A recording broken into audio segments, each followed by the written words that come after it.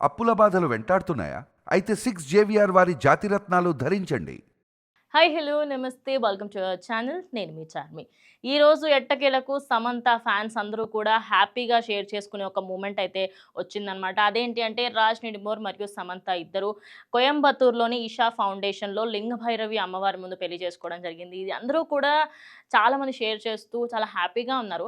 కానీ దీని వెనకాల కొన్ని ప్రోస్ అండ్ కాన్స్ ఉన్నాయి. అవి ఏంటనేది మాట్లాడుకుందాం. ప్రోస్ గురించి మాట్లాడుకుందాం ఫస్ట్. అంటే మంచి విషయాలు ఏమేమి ఉన్నాయో మాట్లాడుకుందాం. సో రాజ్ నిడిమోర్కి అదేవిధంగా సమంతకి ఇద్దరికి కూడా ఇటు కొన్ని ఇయర్స్ నుంచి పరిచయం ఉందన్నమాట.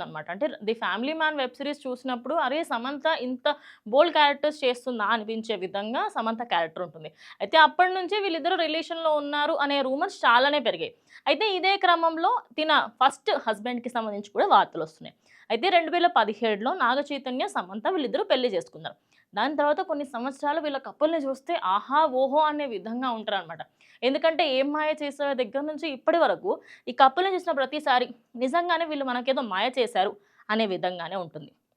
అయితే ఇప్పుడు మనము తనకి సంబంధించి కొన్ని రోజుల తర్వాత 2021లో Samantha Naga Chaitanya we are parting our ways అంటూ విడాకులు తీసుకున్నారు. ఇది అందరికీ తెలిసిన స్టోరీయే. అయితే ఇప్పుడు మాత్రం సోషల్ మీడియాలో చాలా నెగటివిటీ అనేది వస్తుంది. అంటే సమంతకి నెగటివిటీకి ఏదో దగ్గర బంధుత్వం ఉన్నట్టుగా నాకైతే అనిపిస్తుంది. ఎందుకంటే నాగ చైతన్య పెళ్లి చేసుకున్నప్పుడు అందరూ కూడా అరే ఆయన లైఫ్ని లీడ్ చేస్తున్నాడు, ఆయన ఇంకా తన పర్స్పెక్టివ్ అన్నీ మార్చుకొని ఆయన సమంతని మర్చిపోయి అంత హ్యాపీగా లైఫ్ లీడ్ చేసి శోభితని పెళ్లి చేసుకుందని ఆయన సైడ్ ఎప్పుడు పాజిటివ్గా ఉండింది. కానీ నాకు అర్థం కాని విషయం ఏంటంటే తిన గురించి రూమర్స్ వచ్చినప్పటి నుంచి కూడా బ్యాక్గ్రౌండ్లో ప్రతి ఒక్కరు సమంతనే తిడుతున్నారు. అరే ఏంది ఈమె పెళ్ళయి ఇన్ని రోజులు కాలేదు, విడాకులు తీసుకుంది, మళ్ళీ ఇప్పుడు ఇంకొక ఆయనతో తిరుగుతుంది.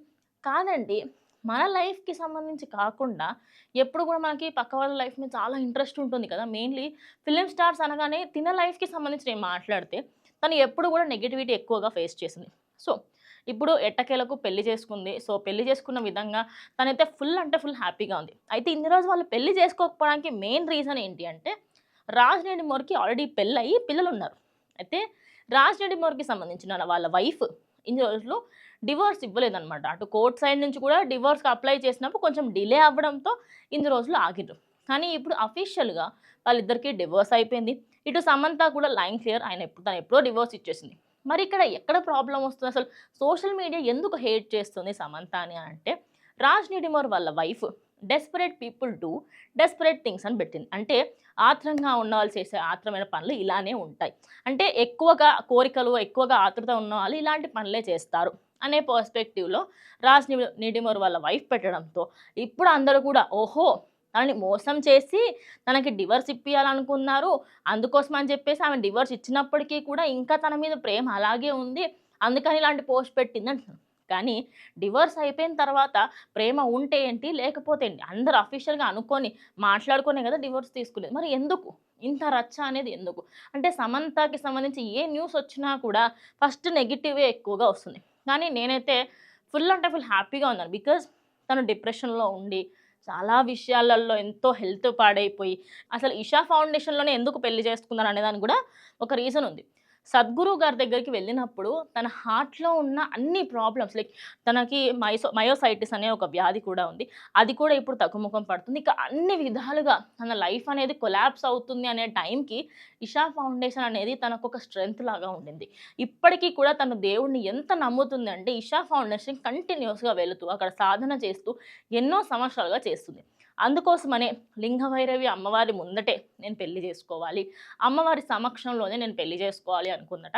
అందుకే అక్కడ పెళ్లి చేసుకోవడం జరిగింది. ఎట్టకేలకు తానైతే హ్యాపీగా ఉన్నప్పటికీ ఫ్యాన్స్ మాత్రం ఇటు తన పైన వచ్చే ట్రోల్స్ అన్నిటిని కూడా చూసి అరే ఎట్లా ఉన్నా కూడా సమంతకి తప్పట్లేదు అనుకుంటారు. వాటెవర్ సమంత ఇవన్నీ పట్టించుకోదని అందరికీ తెలుసు. So ignore everything and we all wish వీళ్ళిద్దరూ చాలా హ్యాపీగా ఉండాలి అండ్ కలకాలం చల్లగా ఉండాలని మనందరం కూడా కోరుకుందాం. సో సమంత ఫ్యాన్స్ మీరేమనుకుంటారో కామెంట్ చేయండి.